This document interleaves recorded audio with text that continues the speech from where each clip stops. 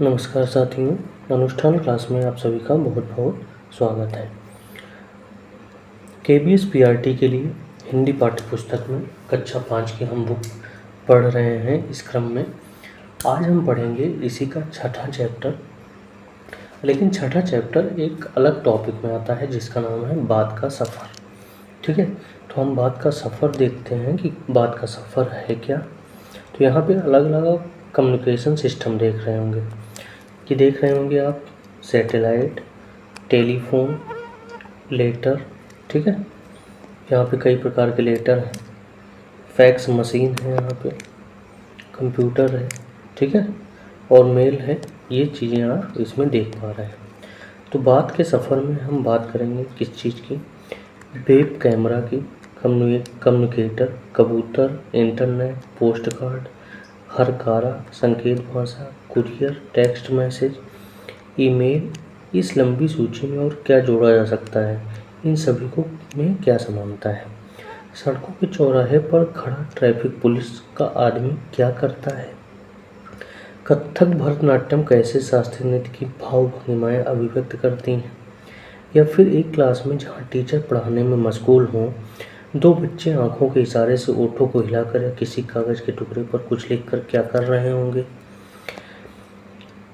ऐसा तो हर किसी के साथ ज़रूर होता होगा। अपनी बात कहने की ज़रूरत तो सभी को होती, तरीका भले ही बदल जाए। रिमझिम के इस भाग में बात है बीते कल की और ऐसे भविष्य की जो बच्चों को रोमांचित करें। वे दिन भी क्या दिन थे, विज्ञान कथा के प्रसिद्ध लेखक आइजक एसिमोव की लिखी कहानी है। ठीक है, इसको लिखा है आइजक एसिमोव। यह कहानी आज से 150 साल बाद के स्कूलों की कल्पना करती है। कहानी पढ़कर शायद इन स्कूलों को कोई स्कूल ही न कहना चाहे। कल्पना है ऐसे भविष्य की जहाँ स्कूल में कोई शिक्षक न हो और विद्यार्थी एक ही हो। ऐसे स्कूलों में बच्चे सीखेंगे किससे, बातें किससे करेंगे, खेलेंगे किसके साथ। ठीक है, हम जो पत्र लिखते हैं उसके जवाब का भी इंतज़ार करते हैं। तो पत्र को ले जाने वाला, उसका जवाब लाने वाला कौन होता है? डाकिया। डाकिये की कहानी कुंवर सिंह की जवानी एक भेंट वार्ता है। इसी के अंतर्गत पढ़ेंगे, बात के सफ़र के अंतर्गत। रिमझिम की श्रृंखला में पहली बार भेंट वार्ता की विधा आ रही है। इसमें बच्चे देखेंगे किस तरह से ऐसे प्रश्न पूछे गए हैं जिनमें ज़्यादा से ज़्यादा जानकारी हासिल हो सके और व्यक्ति को अपने विचारों और अनुभवों को खुलकर अभिव्यक्त करने का मौका मिले। कंवर सिंह जो पहाड़ी इलाके में डाक बांटने का काम करते हैं, अपने काम, निजी जिंदगी और काम में पेश आने वाली दिक्कतों के बारे में बात करते हैं। डाक के जरिए संदेश पहुंचाने का काम थका देने वाला होता है, जोखिम भरा भी हो सकता है। चिट्ठी का सफ़र एक ऐसे सफ़र पर ले जाएगा जो अतीत और वर्तमान के संदेश वाहकों की झलकियाँ देगा। अब इसके अंतर्गत आपको पाठ के बारे में चर्चा हो रही है कि बात के सफ़र में कौन कौन से हम चैप्टर पढ़ेंगे। चिट्ठी का सफ़र, संदेश पहुंचाने की ज़रूरत इंसानों को हमेशा से रही है। आज डाक का क्षेत्र बेहद फैला हुआ है। समय के साथ यह तकनीकी भी आ गया है। पहले तक संदेश कुछ दिनों में पहुंचता था और आज पलक झपकते ही अपनी बातें हम सैकड़ों में दूर कर सकते हैं। अपनी बात किसी तक पहुंचाने का तरीका समय के साथ बदलता रहा है। समय के साथ संप्रेषण और संचार के माध्यमों में बदलाव आया है। इन माध्यमों का इस्तेमाल अलग अलग उद्देश्यों के लिए समाज के विभिन्न वर्गों के लिए हुआ है। यहाँ हम बात करेंगे दूसरे चैप्टर जिसका नाम है एक माँ की बेबसी। ये मन को छू लेने वाली कविता है। कविता पाठक को किस तरह से प्रभावित करती है यह पाठक के अनुभव पर निर्भर करेगा। यह कविता एक ऐसे बच्चे के बारे में है जो बोल नहीं सकता। गली मोहल्ले के बच्चों के लिए वो अजूबा था। बातचीत के जरिए हम दूसरों को समझ और जान पाते हैं। संवाद न होने से वह दूसरा हमारे लिए अनजाना बना रहता है, पर मौखिक बातचीत के अलावा भी दूसरों के भाव को समझने के कई तरीके हो सकते हैं। अब इसमें हम बात करेंगे एक पत्र की। पत्र में लिखा है क्या? Buffalo New York. ठीक है, यहाँ पे डेट पता है बफलो न्यूयॉर्क। पत्र में जगह का नाम दिया गया है और तारीख लिखी गई है। लिखा गया है प्रिय नित्या, तुम्हारा 17 जनवरी का पत्र मिला। तुम प्रतियोगिताओं में भाग ले रही हो, यह पढ़कर बहुत अच्छा लगा। लेकिन एक बात ध्यान में रखना, जीतने पर घमंड से बचना और प्रथम न आने पर मन छोटा मत करना। जीत महत्वपूर्ण है, लेकिन अपनी पूरी क्षमता से प्रतियोगिता में भाग लेना भी अपने आप में उपलब्धि है। तुमने $60 की फरमाइश की है, ज़रूर लाऊंगा, लेकिन मेरा ख्याल है कि घर में अमेरिकी सिक्के तथा नोट होने चाहिए। अस्मी का दाखिला दूसरे स्कूल में हो गया है, ये अच्छा हुआ है। अब तुम्हें एक दूसरे से भिड़ंत और स्नेह का आदान प्रदान करने के लिए शाम का इंतजार नहीं करना पड़ेगा। अस्मिता का अंग्रेजी लहजे में बोलने का शौक बुरा नहीं, बस एहतियात ये रखो कि हिंदी बोलो तो हिंदी, अंग्रेजी बोलो तो अंग्रेजी। हर वाक्य में दो भाषाओं की खिचड़ी अध कचरेपन की निशानी है। सिर्फ यदा कदा तालमेल होना चाहिए। यहाँ बर्फ पिघल गई है, बसंत आने को है। बसंत के स्वागत में कौन सा राग गाते हैं मैं नहीं जानता। अस्मिता को आशीर्वाद। स्नेह नरेंद्र नाथ। ये पत्र के बारे में था कि किस प्रकार से पत्र लिखा जाता है। अब हम पढ़ेंगे पाठ 6, रिमझिम पाठ्य पुस्तक कक्षा 5 की बुक में पाठ 6 पढ़ेंगे, जिसका नाम है चिट्ठी का सफ़र। चिट्ठी के सफ़र। अपनी 10-12 साल की ज़िंदगी में तुमने कुछ पत्र तो लिखे ही होंगे। वो पत्र अपने सही पते और समय पर किस तरह पहुँचे होंगे यह बहुत सी बातों पर निर्भर करता है, जैसे कि चिट्ठी किस स्थान से किस स्थान पर भेजी जा रही है, संदेश पहुंचाने की कितनी जल्दी है, तुमने पूरा और ठीक पता लिखा है कि नहीं, तुमने उस पर डाक टिकट लगाया है कि नहीं। यह प्रश्न यह उठते हैं कि आखिरी चिट्ठी पर डाक टिकट लगाया ही क्यों जाए, पूरे और ठीक पते से क्या मतलब है, ज़रूरत पड़ने पर संदेश को जल्दी कैसे पहुंचाया जाए, स्थान बदलने से चिट्ठी के पहुंचने पर क्या असर पड़ता है। इनमें से कुछ सवालों के जवाब शायद तुम्हारे पास हो, खासकर तुम में से उनके पास जो डाक टिकट इकट्ठा करने का शौक़ रखते हैं। यहाँ पे आप डाक टिकट देखे होंगे। महात्मा गांधी को जहाँ हो वहाँ हो, ये डाक टिकट में लिखा गया है। श्रीमान निदेशक महोदय, राष्ट्रीय शैक्षणिक अनुसंधान एवं प्रशिक्षण परिषद, अरविंद मार्ग, श्री अरविंद मार्ग, नई दिल्ली। ठीक है, ये दोनों पते किस तरह से भिन्न हैं, गांधी जी को भेजे गए हैं। पत्र में पते की जगह पर लिखा है महात्मा गांधी, जहाँ हो वहाँ वर्धा, जबकि लिफाफे पर इमारत या संस्थान से लेकर शहर तक का नाम लिखा हुआ है। पते में सबसे छोटी भौगोलिक इकाई से शुरू करके बड़ी ओर बढ़े हैं। छोटी सी बड़ी भौगोलिक इकाई का मतलब यह हुआ कि घर के नंबर के बाद गली मोहल्ले का नाम, फिर गांव कस्बे शहर के जिस हिस्से में है उसका नाम, फिर गांव या शहर का नाम। शहर के नाम के बाद लिखे अंक को पिन कोड कहते हैं। हर जगह को एक पिन कोड दिया जाता है। यह सोचने लायक बात है कि आखिर पिन कोड की ज़रूरत क्या है। हमारे देश में अनेक ऐसे कस्बे गांव हैं जिनके नाम एक जैसे हैं। पते के बाद पिन कोड लिखने से गंतव्य स्थान का पता लगाने में डाक छाटने वाले कर्मचारी को क्या मिलती है, मदद मिलती है, और पत्र जल्दी बांटने में आसानी होती है।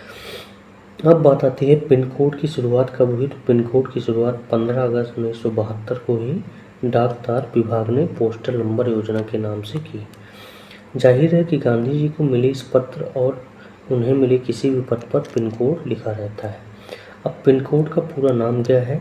पिन शब्द पोस्टल इंडेक्स नंबर का छोटा रूप है, यानी पिन का पूरा नाम होता है पोस्टल इंडेक्स नंबर। किसी भी जगह का पिन कोड कितने अंकों का होगा, 6 अंकों का होगा। हर अंक का एक खास स्थानीय अर्थ है। उदाहरण के लिए एनसीईआरटी को भेजे गए लिफाफे पर लिखा अंक है 110016। इसमें पहले स्थान पर दिया गया अंक बताता है कि यह पिन कोड दिल्ली, हरियाणा, हिमाचल प्रदेश, पंजाब या जम्मू कश्मीर का है। अगले 2 अंक यानी 10 यह तय करते हैं कि यह दिल्ली राष्ट्रीय राजधानी क्षेत्र के उपक्षेत्र दिल्ली का कोड है। अगले 3 अंक यानी 016 दिल्ली उपक्षेत्र के ऐसे डाकघर का कोड है जहाँ से डाक बांटी जाती है। अब तुम्हारा स्कूल जहाँ पर है उस इलाके का पिन कोड पता करो। अपने घर के इलाके का पिन कोड नंबर होता है, पता करो। पिन कोड की जानकारी डाकघर से प्राप्त की जा सकती है। डाकघरों में टेलीफोन डायरेक्टरी की तरह पिन कोड डायरेक्टरी भी मिलती है। तुम्हारे इलाके का पिन कोड तुम्हारे मोहल्ले में लगे लेटर बॉक्स पर ही लिखा होगा। प्रमुख जगह शहरों के पिन कोड नंबर तुम्हें कहाँ कहाँ मिल सकते हैं। ठीक है, तो इतनी चीज़ें इस संग्रह में लिखा गया है। ठीक है, अगला पॉइंट है टिकट संग्रह का शौक काफ़ी लोकप्रिय है। धीरे धीरे इसमें टिकट संग्रह के अलावा डाक से जुड़ी और बहुत सी चीज़ें शामिल हो गई हैं। इसको डाक का विज्ञान कहना गलत नहीं होगा। क्या तुम जानते हो कि इस विज्ञान को क्या नाम दिया गया है? पता करो और यहाँ पे लिखना है। ठीक है। अब जो आप पता कर रहे हैं कि जो पत्र पर पिन कोड होता है का इस्तेमाल नहीं किया गया था। फ़र्क सिर्फ पिन कोड का ही नहीं, समय के साथ डाक सेवाओं में निरंतर बदलाव और विकास होता रहता है। बहुत पुराने समय में कबूतरों के साथ संदेश भेजे जाते थे। जब संदेशवाहक कबूतरों की बात हो रही हो तो उन इंसानों की बात कैसे न हो, ऐसे समय से डाक पहुंचाने का काम करते रहे। जब संचार और परिवहन के साधन बेहद सीमित थे, बात हो रही है उन हरकारों की जो पैदल ही आम आदमी तक चिट्ठी पत्री पहुंचाने का काम करते रहे। राजा महाराजाओं के पास घुड़सवार हरकारे हुआ करते थे। हरकारों को न सिर्फ हर तरह की जगहों पर पहुंचना होता था, बल्कि डाक की रक्षा भी करनी होती थी। डाकू, लुटेरों या जंगली जानवरों की चपेट में आने का डर हमेशा बना रहता था। आज भी भारतीय डाक सेवा दुर्गम एवं पहाड़ी इलाकों तक डाक पहुंचाने के लिए हरकारों पर निर्भर करती है। जम्मू कश्मीर के लद्दाख खंड में पदम जस्कर जैसी जगह जहां हरकारे डाक पहुंचते हैं। आजकल तो संदेश भेजने के नए और तेज साधन आसानी से उपलब्ध हो गए हैं। डाक बांटने में हवाई जहाज, पानी के जहाज और जाने कौन से साधन इस्तेमाल किए जा रहे हैं। डाक विभाग भी पत्र, मनी ऑर्डर के साथ ईमेल, बधाई कार्ड आदि लोगों तक पहुंचा रहा है। कबूतरों की उड़ान से लेकर हवाई डाक सेवाओं तक का सफ़र दिलचस्प करने वाला है। यह सोचकर आश्चर्य होता है कि कबूतर जैसा पक्षी संदेशवाहक भी हो सकता है। कबूतर की कई प्रजातियां होती हैं। ये सभी संदेश लाने ले जाने का काम नहीं कर सकती। गिरहबाज या हुमर प्रजाति का है जिसे प्रशिक्षित करके डाक संदेश भेजने के काम आता है। तो आपको यहाँ पे ध्यान देना है कि उस कबूतर का नाम जिसे हम प्रशिक्षित कर सकते हैं उसका नाम है गिरहबाज या हुमर।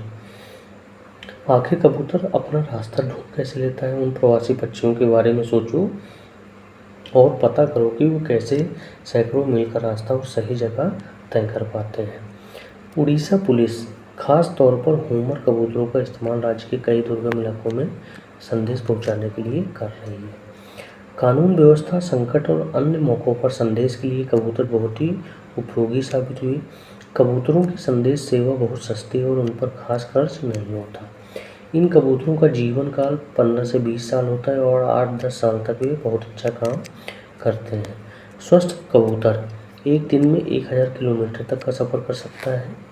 यदि कोई महत्वपूर्ण संदेश पहुंचाना हो तो 2 कबूतरों को भेजा जाता है ताकि बाज के हमले जैसी अनहोनी स्थिति में वो दूसरा कबूतर संदेश पहुंचा दे। शायद यह पढ़कर तुम एक जैसे कबूतर की कहानी पढ़ना चाहोगे जो दूसरे विद्युत में संदेश पहुंचाता था। उस कबूतर की कहानी नेशनल बुक ट्रस्ट में अंग्रेजी में छपी किताब में दी गई। किताब का नाम है ग्रे नेक, जो कि इस किताब के हीरो का भी नाम है। अगर तुम हिंदी में पढ़ना चाहते हो तो क्यों ना नेशनल बुक ट्रस्ट को पत्र लिखो कि वे इस किताब को हिंदी में छापे। यह रहा उनका पता, नेहरू भवन, 5 इंस्टीट्यूशन एरिया, फेज 11, बसंत कुंज, नई दिल्ली 110070। ठीक है। इस प्रकार से आपका ये पहला चैप्टर यहीं पे कंप्लीट होता है। अगले चैप्टर में हम बात करेंगे नेक्स्ट चैप्टर की, वो भी पत्र से ही संबंधित यानी भेंट वार्ता विधा से संबंधित है। तब तक के लिए इस लेक्चर को यहीं पर